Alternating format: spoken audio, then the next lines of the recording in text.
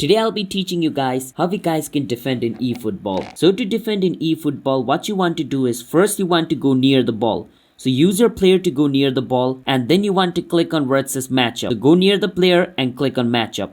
So if you click on matchup, it will go near and tackle them just like this, as you guys can see. So that is basically how you guys can defend. So over here, I'm going to give the ball to a random person over here, the other team's person. So let's say the other person got it. What I need to do is I can click on where it says switch at the bottom to switch to the player who's near the ball. Once I switch to the player near the ball, what I need to do is go near the ball and click on where it says matchup. As you guys can see, I just did that and the ball was, captured by my team. So I'm going to do it again to show you guys.